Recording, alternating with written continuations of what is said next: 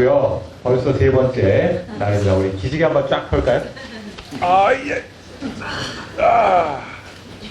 예. 자, 여러분 복음서 제대로 읽어야 되는데 누가복음 어떻게 읽어야 될까요? 네? 답이 잘. 맞습니다. 뭐든지 잘이라 그러면은 다 답이 되죠. 그죠? 제대로 읽어야 되는 거 맞습니다.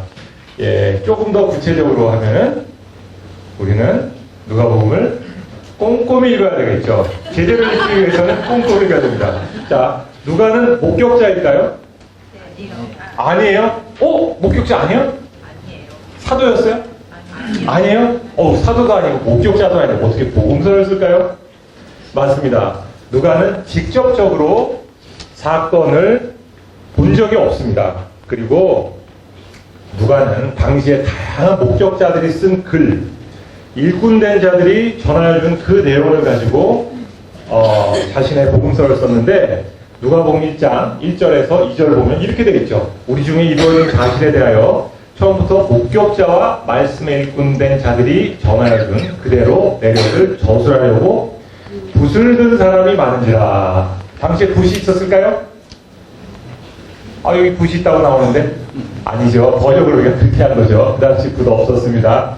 하여간 수많은 사람들이 이미 예수님에 관하여 글을 썼어요. 근데 누가는 자기가 이것을 쭉 정리를 한 겁니다. 어떻게 정리했을까요? 네.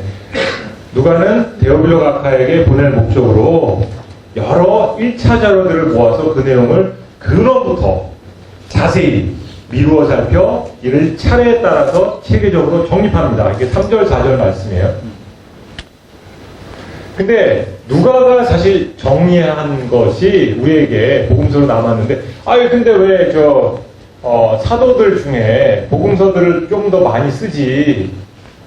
마가도 사실은 베드로의 제자이긴 하지만 직접 예수님을 따라다닌 것은 얼마 안 되거든요. 근데 왜 베드로가 복음서를 안 줬고 또 누가 같은 사람이 복음서를 집필했을까요? 이유는 혹시 아세요? 제가 잘 맞추시는 분 또 상을 가져왔어요. 이렇게 스니커스. 네. 네. 오늘은 목사님에게 좀 안 돌아갔으면 좋겠어요. 왜 그랬을까요? 첫째는 너무 바빠서. 진짜예요. 이거 농담 아니에요. 사도들은 굉장히 바빴어요. 글을 쓰려면은 여러분 편지 같은 거 하나 금방 쓰죠. 그죠? 근데 책을 하나 집필을 하기 위해서는 굉장히 많은 시간이 필요하잖아요. 그죠? 많은 자료도 모아야 되고. 그런데 사도들은 그럴 시간이 없어서 그 제자들이 혹은 이렇게 누가와 같이 상당히 탁월한 그런 학자 같은 분이 이제 복음서를 쓴 겁니다. 우리가 베레아인들에게 배워야 될 게 있어요. 사도 바울이 사도행전 17장에 보니까 베레아에서 가르침을 폈는데 베레아 사람들은 데살로니가 사람들보다 더 신사였다 그래요. 훨씬 더 뛰어난 사람이었다는 뜻인데 이들은 그래서 간절한 마음을 가지고 말씀을 받았는데 그냥 믿은 게 아니라 정말 그러한가 날마다 성경을 상고했다 그랬어요. 살펴봤다는 뜻이죠. 믿음으로 받아야지 뭘 또 살펴봐. 오늘날 여러분 신앙이 자꾸 이렇게 의문을 가지는 걸 좋아하지 않잖아요. 그죠? 그런데 진짜 진실한 정말 하나님이 원하는 신앙은 정말 성경에서 그렇게 가르치는가 일일이 꼼꼼히 한번 살펴보는 거예요. 네. 제가 킨다고 다 맞을 수 있을까요? 물론 여러분보다 제가 많이 알지만 여러분이 맹목적으로 믿기보다도 여러분이 정말 그러한가 그것을 내 말씀으로 만들어야 돼요. 내 말씀으로. 지금 이민기 교수가 얘기했으니까 맞겠지. 이게 아니라 내가 한번 확인해 보는 거예요. 정말 그러한가.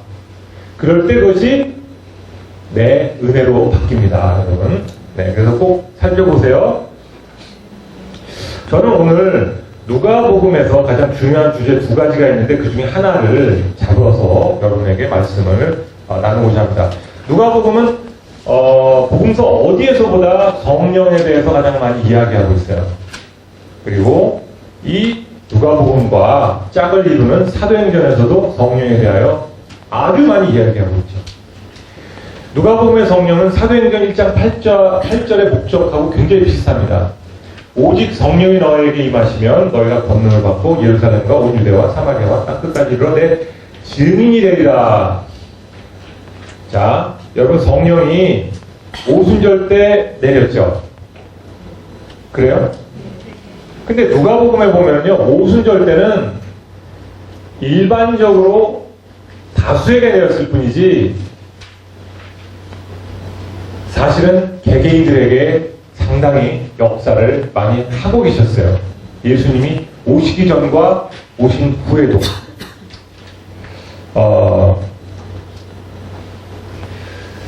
사도행전은 사실은 그 2장에 보면은 요엘서 2장 28절에서 29절에 성취로 이야기합니다. 그때 내가 내 영으로 내 남종과 여종들에게 부어주리니 저들이 예언할 것이요 하면서 요엘서를 인용하는데, 그 누가복음의 성령은 구약에서는 원래 누가 성령을 받죠? 구약에서는? 네? 누가 받아요? 제사장? 네? 선지자들이 받잖아요. 기본적으로 선지자들이 받는데, 요엘서를 통해서 하나님이 언약을 주셨는데 남종과 여종, 이게 중요합니다, 여러분. 남종과 여종. 누가는 남자를 이야기하고 꼭 여자를 옆에다가 이렇게 두고 얘기하는 경향이 있어요. 그때가 굉장히 가부장적 사회였거든요. 그런데 이런 가부장적 사회에서도 누가는 남자만이 아니라 여자도 똑같이 하나님의 종으로서 역할을 해야 된다. 왜냐하면 이제 예수님 시대가 열렸고 인간은 도구일 뿐이지 실제로 중요한 것은 하나님이지 않느냐. 거기에 남자 여자가 무슨 소용이 있느냐. 하나님이 하시는데. 그래서 여자도 예언 사역을 하고 지도자 역할을 하는 것이 누가하고 사도행전에는 꽤 많이 나옵니다. 누가복음에 보면은 처음에 성령이 언제 나오냐면은 1장 10절에서 15절에 나오는데 15절 한번 같이 한번 읽어볼까요? 혹시 보이시면? 혹시 보이세요? 잘 안 보이시죠? 보여요? 네, 같이 한번 읽어봅시다. 시작! 이는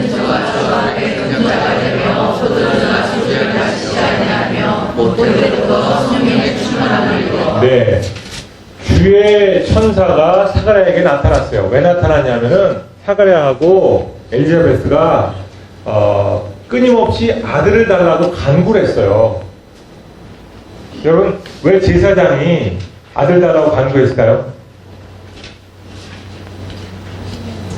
제사장직은 이제 계승을 하잖아요. 선지자하고 달리. 그 계승을 하는데 아들이 없으면 계승할 사람이 없으니까 제사장직이 끊기는 거 아닙니까? 네. 그래서 아들을 놓고 간절히 기도했는데 천사가 나타나서 사가랴 무서워 말라 너의 간구함이 들린지라 이렇게 얘기를 합니다. 그때 12절 보세요. 12절 같이 읽어볼까요? 12절. 네. 왜 사자가 나타났는데 사가랴는 보고 무서워할까요? 천사가 나타나면 얼마나 기쁘고 좋은 일인데 왜 무서워하죠? 왜 그럴까요? 여러분 그림에 보면은 천사가 얼마나 귀엽고 예쁘고 아름다워요. 네? 반짝반짝 아기 천사. 요즘은 사실 도깨비를 더 좋아하더라고요. 공유 이후에 애들이 천사보다 도깨비가 더 좋다 그런 애들도 있는데 사실 여러분들이 가지고 있는 천사에 대한 이미지는 아마 소설이나 영화에서 나온 그런 모습일 겁니다. 귀엽고 예쁘고 아기 천사. 그러나 실제로 천사는 구약에서는 무서운 군대 장관, 무시무시한 하나님의 사자의 모습이었고 인간에게 사람으로 나타날 때는 날개 없이 나타났어요. 그러니까 손님으로 나타났어요. 주로 손님으로. 근데 이렇게 하늘에서 직접 나타났을 때는 굉장히 무서운 존재로 나타났어요. 이게 귀여운 존재가 아니에요. 그래서 무서워서 떨었는데 간과하면 되는데 아이를 줄 텐데 그 아이가 주 앞에서 큰 자가 되고 포도주나 소주를 마시지 아니하며 모태로부터 성령의 충만함을 입게 된다. 야, 저 이거 보고 깜짝 놀랐어요. 왜 하나님은 누구는 모태로부터 성령의 충만함을 주고 나는 기도에도 안 주시는데 이거 너무하지 않냐, 차별하시는 하나님 아니냐, 이런 생각도 많이 했어요. 하나님은 특별한 사명을 위해서 사람을 선택할 때 그 사람을 모태로부터 선택합니다. 부모의 기도를 통해서. 부모의 기도를 통해서 모태로부터 선택을 합니다.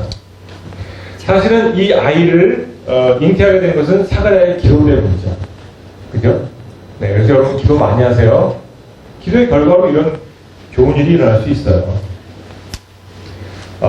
그 다음에 1장 42절에 보면은 엘리자벳이 그 사가랴 부인이죠.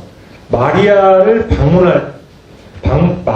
방문을 했을 때 엘리자벳의 배에서 이야, 이 아기가 막 뛰어노는 거예요. 아기가.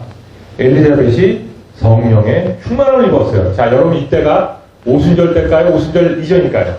이전이잖아요. 이전이죠? 자, 오순절 이전에도 성령은 역사했고 그 성령은 오순절 때와 똑같은 역사를 합니다. 어떤 역사냐? 능력의 영 혹은 예언자들이 체험하는 영이에요. 예언자들이 체험하는 영. 그렇게 역사를 하는데 이게 무슨 뜻인지는 제가 조금 이따가 설명하겠습니다. 자, 그 전에 한번 우리가 읽었던 구절, 아이가 모태로부터 성령의 충만을 받아. 아이가 마리아가 오니까 예수님의 어머니, 이야, 놀랍다 하고서 자기도 모르는 사이에 배에서 막 뛰어노는 거예요. 선지자 노릇을 아기가 자기도 모르는 새에 막 하는 거예요. 그때 엘리자벳이 성령의 충만함을 입습니다. 성령의 충만함을 입는다는 건 무슨 뜻이죠? 여러분, 성령의 충만함 무슨 뜻일까요? 네? 네? 기쁨? 와, 기쁨? 네.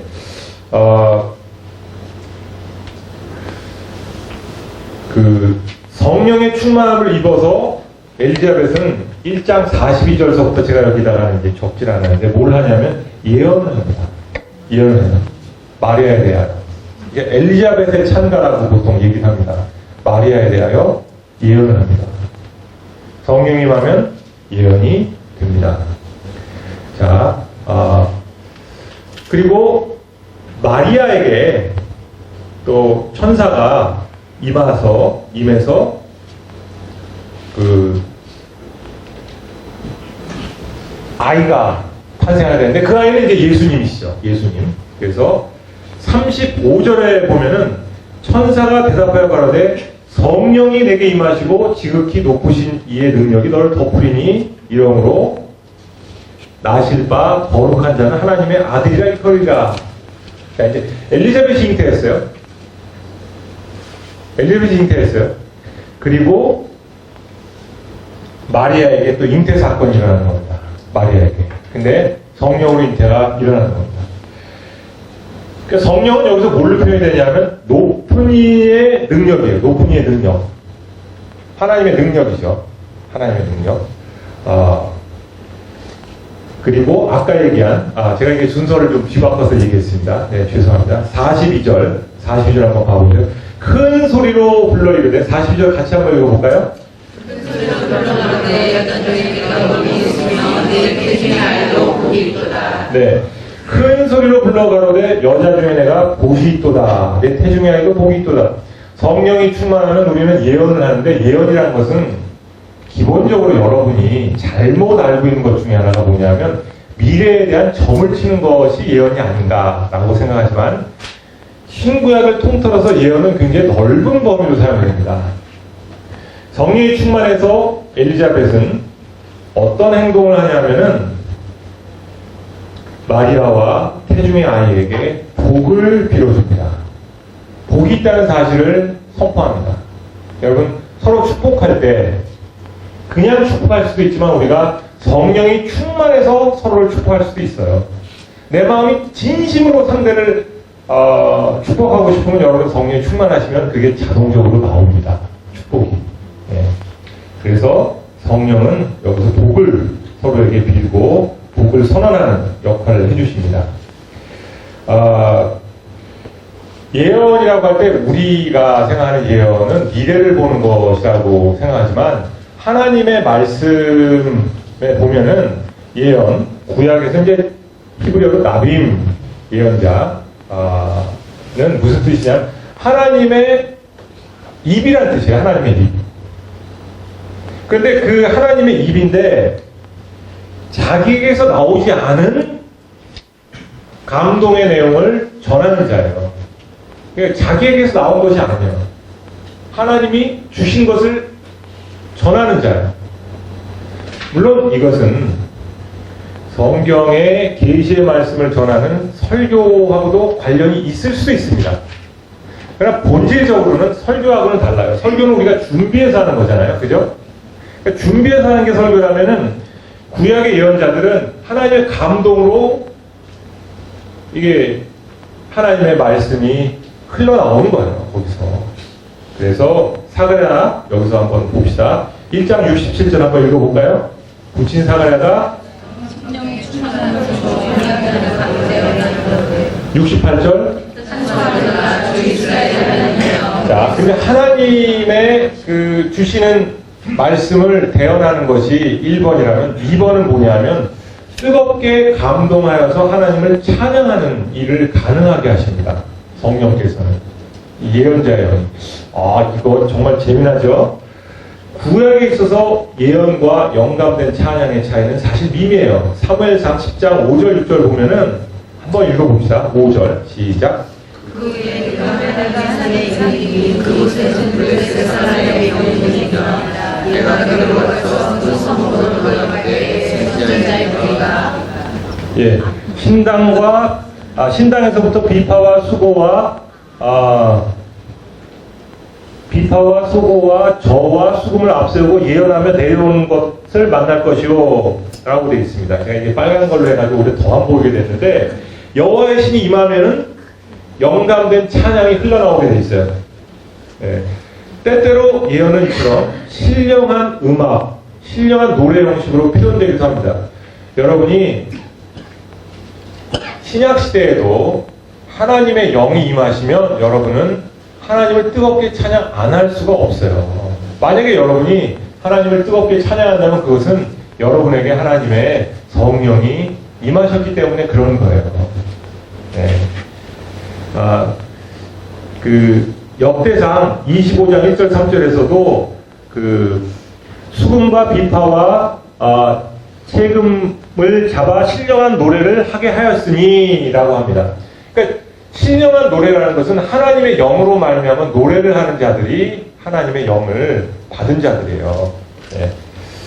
누가복음에 2장 25절에서 28절 보면은 시므온이라고 하는 사람이 있는데 그 사람은 의롭고 경건하여 이스라엘의 위로를 기다리는 자입니다. 이스라엘의 위로를 기다려요. 그리고 25절에 보니까 성령이 그 위에 계셨다 그랬어요.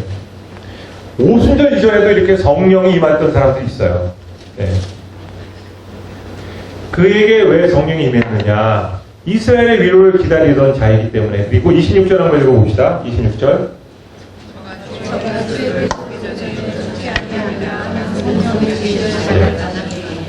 성령의 지시.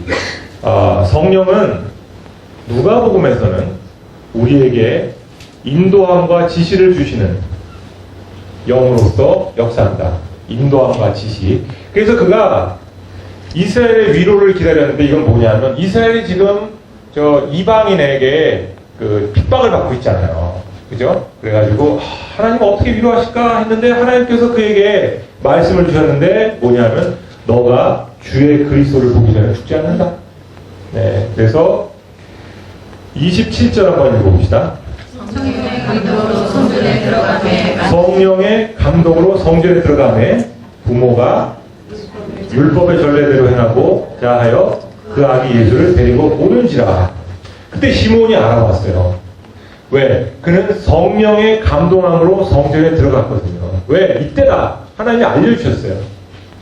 여러분이 성령의 체험을 너무 어렵게 생각하지 않으셔도 됩니다. 성령께서 여러분을 인도하실 일은 참 우리 인생에 많아요. 그리고 여러분이 기도하시고 정말 민감하시면 성령의 이런 감동으로 인도하심을 받습니다. 저도 예전에 제가 이제 석사학위 마치고 박사과정을 시작할 때 도대체 어디를 가야지 맞을까라고 이제 한참 기도하고 있었어요, 제가. 기도를 했는데, 정하기가 어려운 거예요. 근데 뭐 하나님 막 딱 알려주시면 얼마나 좋아요. 그죠? 근데 그렇게 안 하시고, 저한테, 영국에서, 제가 이렇게 학교에서 있는데 어떤 한국 분이 오셨어요. 그러더니 책을 좀 몇 개 빌려서 복사를 하길 원하시더라고요. 그래서 제가 이제 그 학교 학생이니까 책을 빌려서 그분이 그 책을 복사하셨어요. 그래가지고 제가 그분하고 얘기를 하는데, 제가 박사학위를 한 셰필드에서 공부하시는 분이셨어요. 그러더니 저에게 그곳에 있는 교수님들에 대해서 얘기를 해주시는데, 제가 마침 성령에 대해서 공부하고 싶은데 그쪽에 제가 공부할 수 있는 그런 교수님들이 있다는 걸 알려주셨어요. 이게 쉽게 보면은 그냥 우연일 수도 있지만 저는 성령의 역사라고 봅니다. 너무 여러분들이 무당이 하는 것 같은 그런 방식의 성령의 인도하심 바라지 마시고요. 평소에도 하나님께서 여러분 잘 인도하시고 계셔요.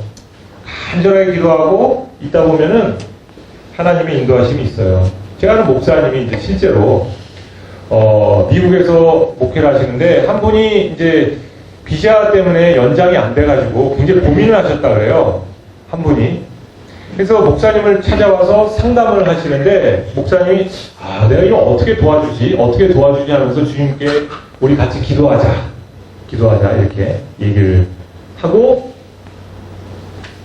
헬스장에 갔는데 옆에 다른 한국 분이 계셔서 같이 대화를 하는데 이분이 비자 전문 변호사시고 아주 탁월한 우수한 변호사이신데 또 신앙이 너무 좋으셔. 그래가지고 그분을 연결시켜줬는데 이게 바로 성령의 역사예요, 여러분. 그런 게 비일비재해요. 저는 기도 안 하면은 우연조차도 없습니다, 여러분. 우리에게는. 기도하세요. 성령의 충만함을 받으세요. 내가 무슨 복받자고 이러지 않은 게 아니라 하나님 일을 하기 위해서 하나님의 돌보심을 우리가 체험하기 위해서 우리는 성령의 인도하심을 믿어야 되고 성령께서 분명히 우리를 돌봐주실 뿐만 아니라 인도해 주신다는 걸 믿으시기 바라요. 믿으세요. 있어요, 이런 일들이. 그가 죽기 전에 그리스도를 만나려는 계시, 성령의 지시, 이거 다 성령의 감동을 이루어진 것입니다. 성령의 역사는 예언의 영 그리고 인도의 영입니다. 인도의 영. 여러분이 인도하심을 간절히 기도하세요. 그 다음에 누가복음 3장 16절 한번 읽어볼까요? 요한이 모든 사람에게 전하여 나는 물로 너희에게 세례를 주오니와 나보다 너희를 하는 신부가 없으니 나는 그 신들매를 풀기도 감당치 못하리라. 신들매를 풀기도 감당치 못하다는 말이 무슨 뜻일까요, 여러분? 왜 여러분 로마의 신발 혹시 보셨어요? 로마 슈즈, 샌들 굉장히 묶는 게 많아요. 그죠? 네. 그래가지고 누가 그것을 묶어주고 풀어줬냐 하면은 종들이 했어요, 종들이. 그 신발을 이제 풀어주는 게 종들이 했는데 지금 세례요한은 예수님에게 자신이 어떤 자라고 말합니까? 그 신을 풀어주기에도 부족한 사람이다. 나는 종도 되지 못하는 사람인데 왜냐하면 나는 물로 세례를 주는데 그분은 성령과 불로 세례를 주시는 분이다. 이게 이제 오순절 성령 세례를 얘기하는데요. 구체적으로 성령과 불은 도대체 무슨 관계일까요? 17절 18절을 보니까 알곡은 모아서 볶아내 쭉정이는 꺼지지 않는 불에 태운다라고 하실 때 성령의 불은 믿지 않는 자에게는 심판입니다. 심판. 마지막 때 성령의 불로 오히려 불신자들은 심판을 받게 돼 있어요. 그런데 믿는 자들은 오순절 성령 보고 또 사도 바울이 얘기하는 중생의 성령을 보니까 이 성령은 우리의 죄를 태우시는 성령이에요. 정금같이 우리를 깨끗하게 하시는 성령이에요. 불신자는 불에 들어가서 태워서 사라지지만 심판을 받지만 꺼지지 않는 불에 영원히 심판을 받지만 믿는 자들은 그 안에 들어가는데 오히려 정금같이 죄가 태워져서 나오게 돼 있어요. 감사하죠, 여러분? 예수님이 여러분의 편이기 때문에 그런 거예요. 네. 그래서 여러분은 오순절의 성령, 이 성령을 통해서 이렇게 죄사함, 죄가 태워짐을 또한 체험하신다 이거예요. 예수님도 여러분 성령의 세례를 받으십니다. 자, 21절 한번 읽어볼까요? 21절. 성령이 다 세례를 받으세 예수도 세례를 받으시고 기도하실 때 하늘이 열리며 22절. 성령이 홍채로 불기가 같이 위에 강림하시니 하늘로서 소리가 나기를 떠나는 자, 여러분 예수님이 언제 성령을 받으시죠? 세례 받으실 때죠? 아이, 그러지 마시고 아까 뭐라 그랬어요? 제가 꼼꼼히라 그랬잖아요. 꼼꼼히.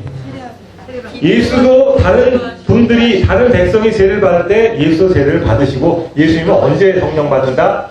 기도하실 때 받으셔요. 여러분, 성령은 누가복음에서는 기도하고 굉장히 관련이 많아요. 예수님 세례 받으실 때 성령 받은 게 아니라 기도하실 때 받으셨어요.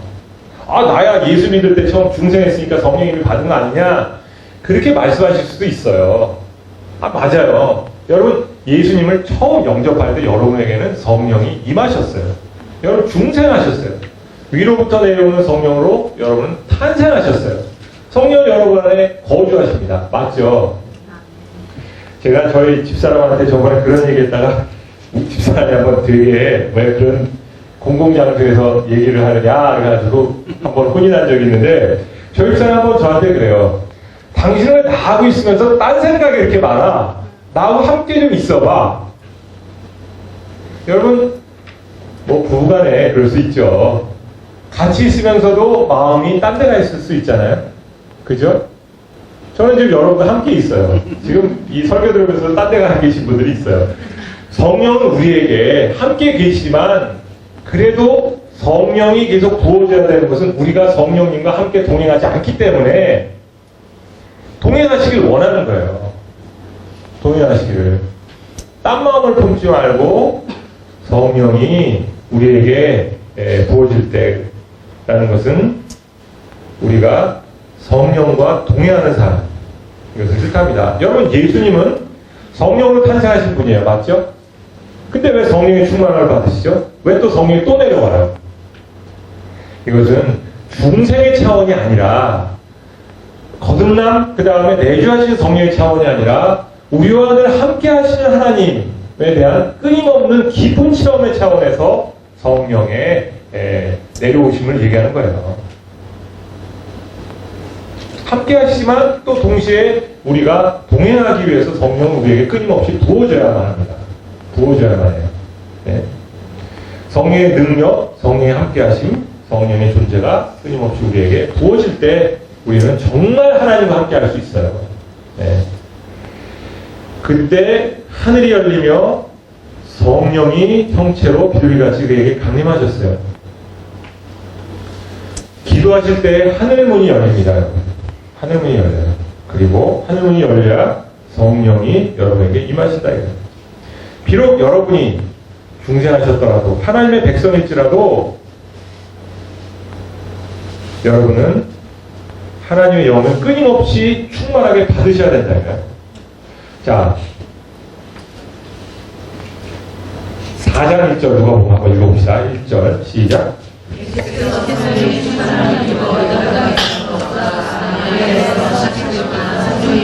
2절.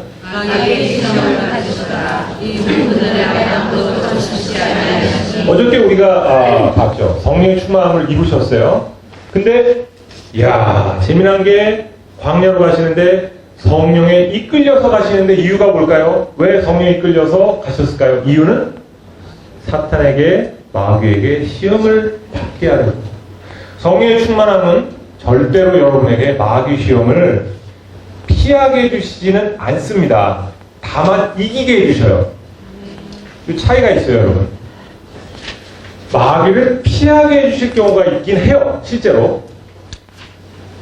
여러분이 이기지 못할 시험이거나 그것이 하나님의 영광에 득이 되지 않을 때는 하나님께서 여러분을 보호하셔서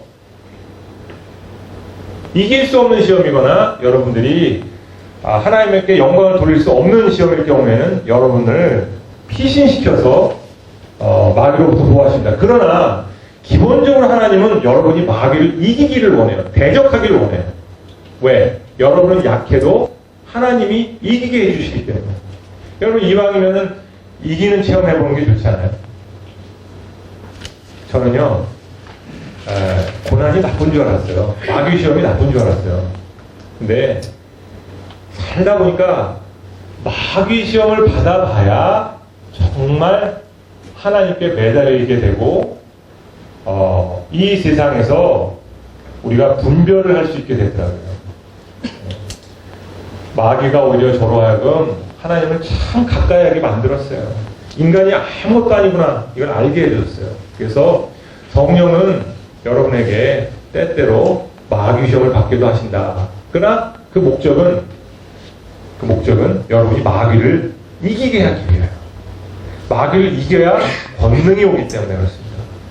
마귀를 이기면 여러분은 권능을 받습니다. 자, 이 시험을 이기시고 예수님은 4장 14절 한번 읽어보세요. 네. 마귀 시험을 이기니까 성령의 권능으로 갈릴리에서 역사를 하셨는데 그 소문이 퍼졌고 여러 회당에서 가르치셨어요. 그리고 무사람에게 칭송을 받으셨습니다. 성령을 받고 예수님은 무사람에게 능력 있게 가르치셨어요. 베드로가 오순절 때 성령을 받고 설교를 했는데 그 설교로 많은 사람들이 회심을 합니다. 그리고 스데반도 성령 충만한 설교를 해서 많은 사람에게 감동을 주지는 못했고 오히려 그 사람들은 화를 내고 스데반을 죽입니다. 성령이 역사하면 두 가지 반응이 있어요. 하나는 받아들이거나 화를 내거나 대부분 그래요. 다 안 받아들여요. 희한하게도. 예수님은 처음에는 칭송을 받으셨는데 회당에서 가르치실 때 이사야서 61장 인용하십니다. 주의 성령이 읽어볼까요? 18절. 주의 성령이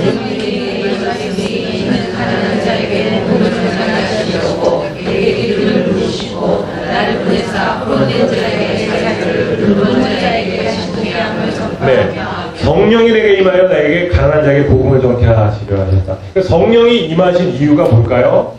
복음을 전파하기 위한 거예요. 사도 바울이 보통 성령을 얘기할 때는 여러분을 중생하게 하는 영어로 얘기를 많이 합니다. 중생. 하나님의 아들됨, 자녀됨의 시험.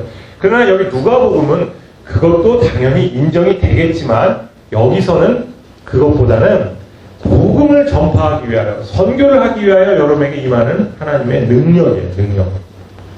자, 그래서 가난한 자에게 복음을 전파하고 포를 낸 자에게 자유를, 눈먼 자에게 다시 보게 하는, 눌린 자를 다시 풀어주는, 자유케 하는 이런 역사를 하셨는데 여긴 제가 적지는 않습니다만 31절에 보면 그들이 화가 나서 예수를 죽이려는 거예요. 유대인들이. 그러니까 성령 충만한 사역을 한다 해서 늘 환영받는 것은 아니라는 거예요. 네. 여러분 9장에 보면은 미리 맛보는 미래의 영광이라는 것이 있는데 뭐냐면 이건 성령 충만과 이제 직접적인 관계는 없지만 예수님께서 베드로와 요한과 야고보 이 사도 3인방을 데리고 기도하시러 산에 올라갔는데 변화산이죠. 거기서 용모가 변화되고 옷이 하얗게 광채가 나게 됐어요. 그때 이 내용을 아시니까 여러분 뭐 여기서 우리 텐트 치고 살자 베드로가 얘기하고 모세도 나오고 뭐 엘리야도 나오고 이러는데 중요한 건 이제 34절이에요. 35절 한번 읽어봅시다. 35절 34, 35 중에 35절 구름 하나님의 임재인데요. 구름 속으로 들어가니까 거기서 이런 말씀이 하나님 말씀이 들립니다. 35절 구름 속에서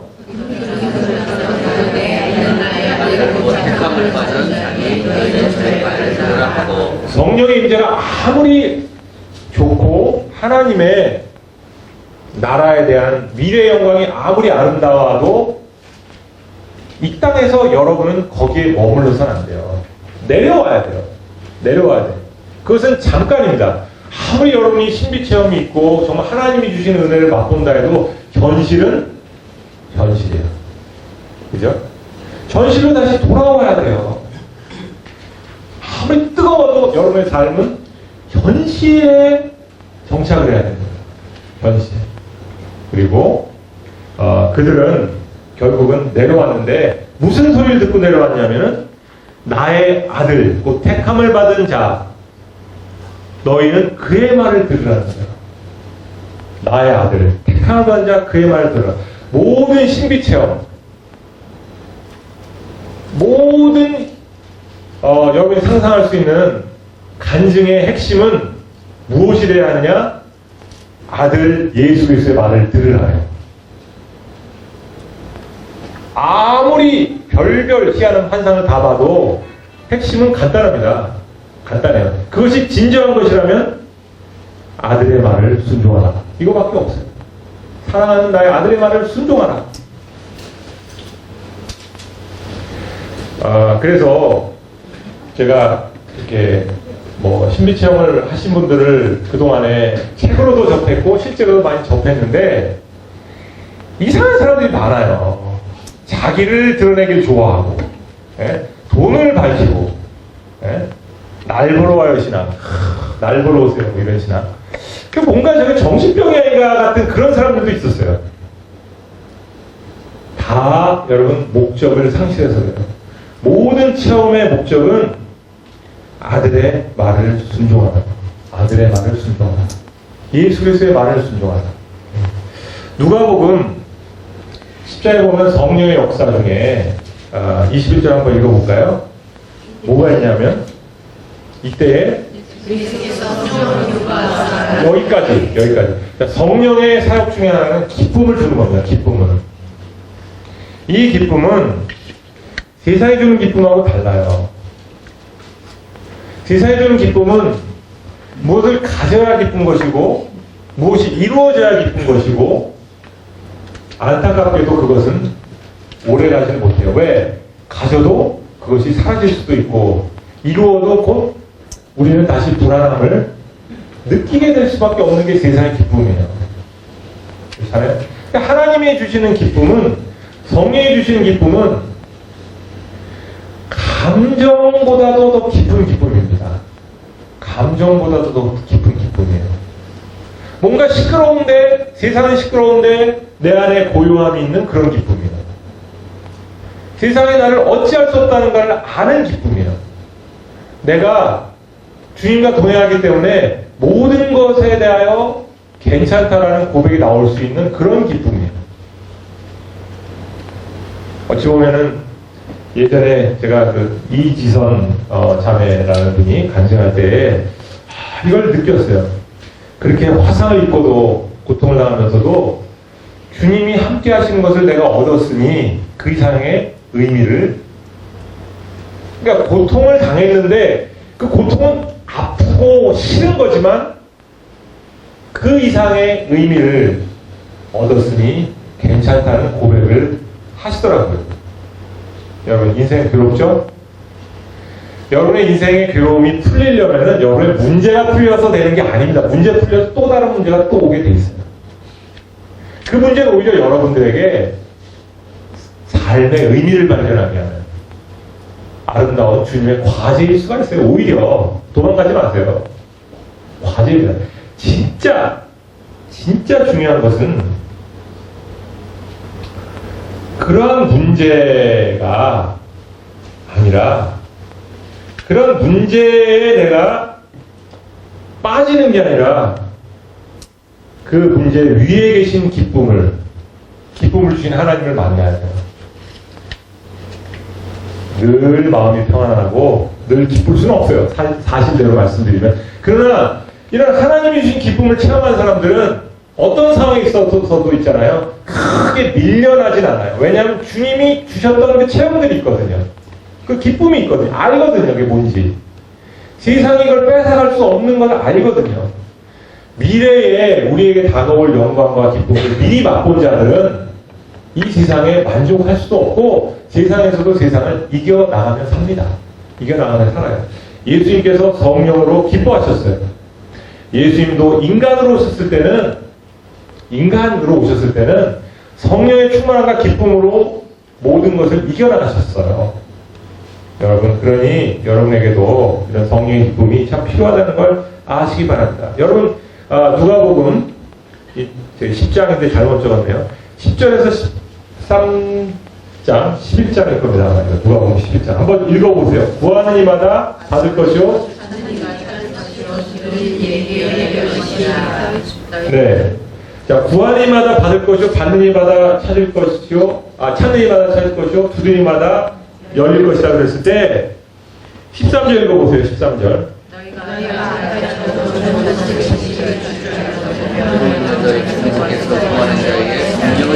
네. 자, 여러분. 이거 오순절 이전입니다. 그죠? 오순절 이전이에요. 그러니 오순절 이후는 얼마나 여러분에게 성령을 더 주시길 원하시겠어요? 이미 여러분 하나님의 자녀입니다. 그걸 제가 뭐라 그러는 게 아니에요. 저는 여기서 신학적으로 논쟁이 되는 세컨드 블레싱, 두 번째 성령 체험, 이런 걸 얘기하는 게 아니에요. 늘 체험해야 되는 성령을 얘기하는 거고, 늘 우리가 누려야 하는 성령의 임재를 말씀드리는 거예요.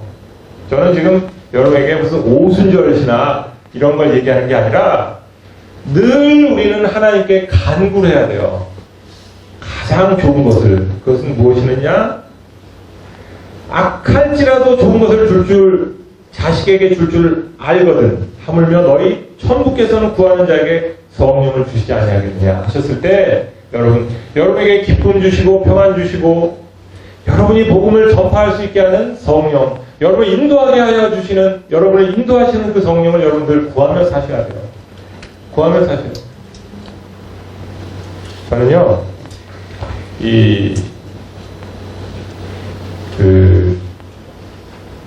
제가 성령과 교제, 하나님과 교제라 그래도 사실 같은 말이긴 합니다만, 성령과의 교제가 없으면은 머리가 자꾸 복잡해지고 마음이 자꾸 불안해지고 어지러워요. 그럴 때 제가 늘 쓰는 방법이 있습니다. 성령의 교제, 성령의 충만함을 먼저 체험하자.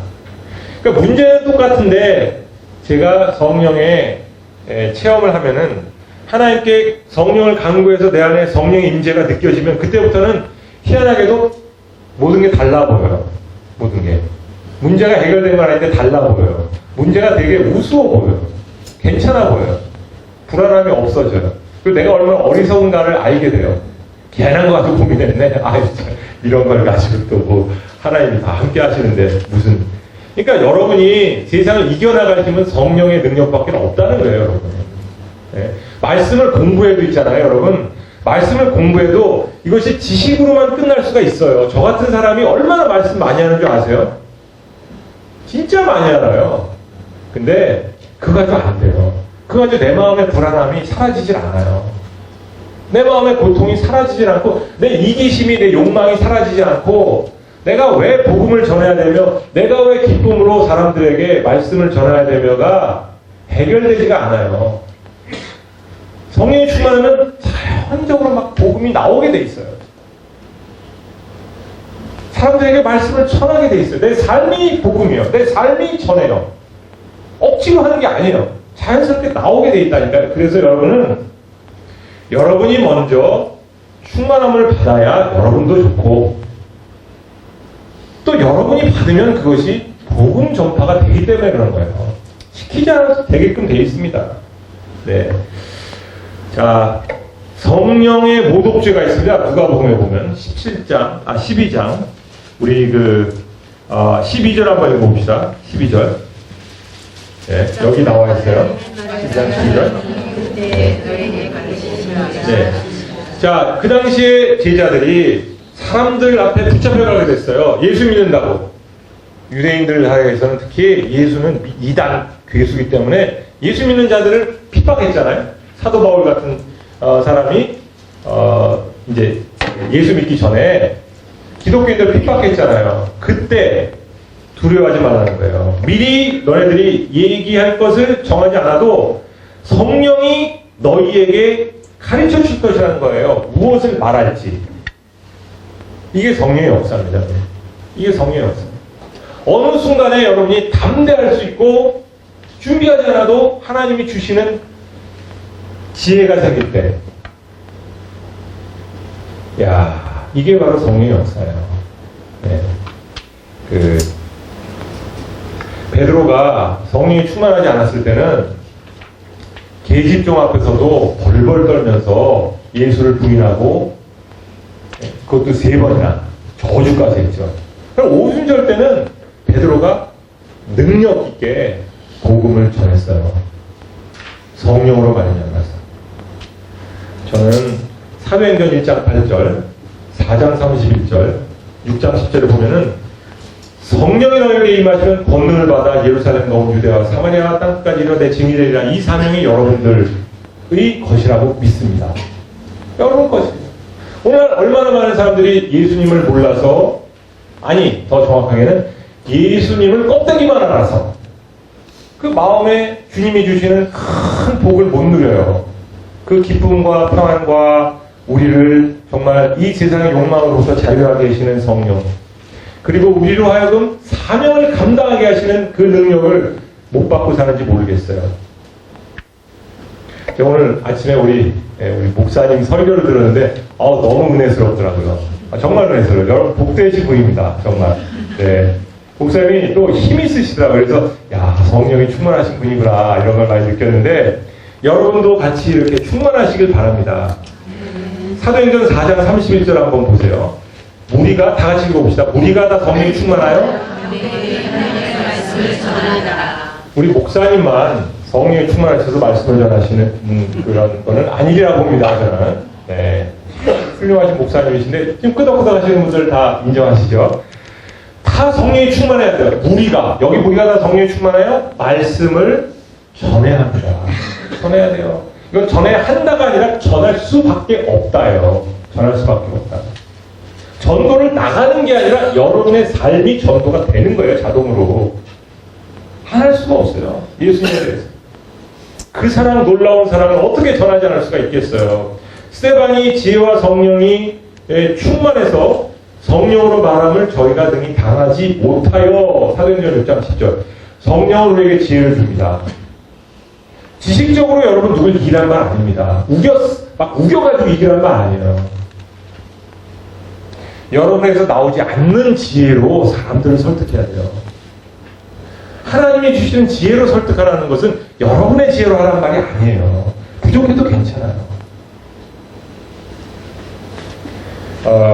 저도 설교를 할 때 이렇게 강단에 서서 말씀을 전할 때 제 얘기를 안 하기를 제가 간절히 소망하는 마음으로 합니다.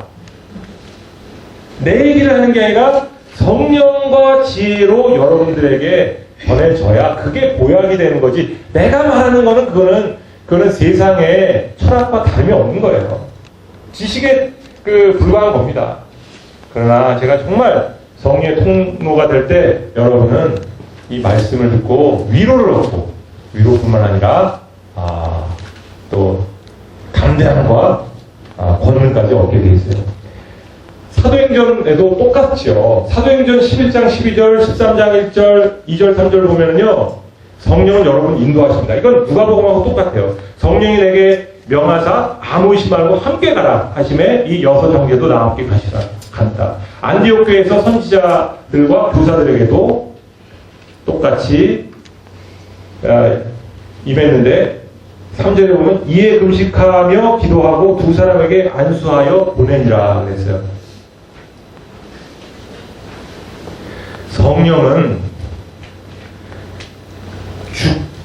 성령은 가라사대 내가 불러시키신 일을 위하여 바나바 사울을 따로 세우라 하시니 라고 할 때 여러분들 이것은 음성으로 들린다는 얘기가 아닐 겁니다. 여러분.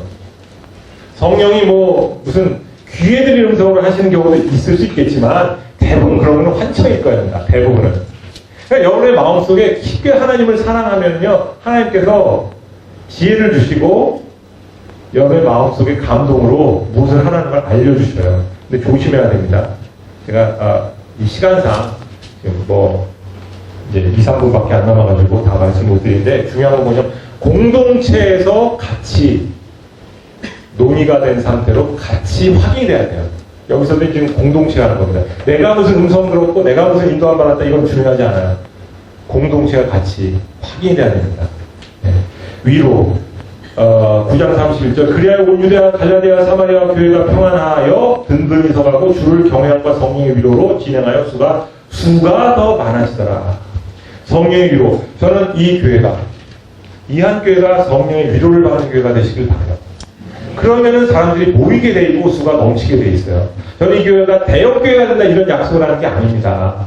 대형교회는 성령의 위로가 많아서 그렇게 됐다 이거 얘기하는 게 아니고 제가 말씀드리고 싶은 것은 하나님의 사람들이 모이는 교회가 되기 위해서는 여기는 성령의 인도하심이 있고 성령의 충만함이 있고 성령으로 담대하게 복음이 전파되는 곳이어야 되고 성령의 위로를 받는 곳이어야 된다.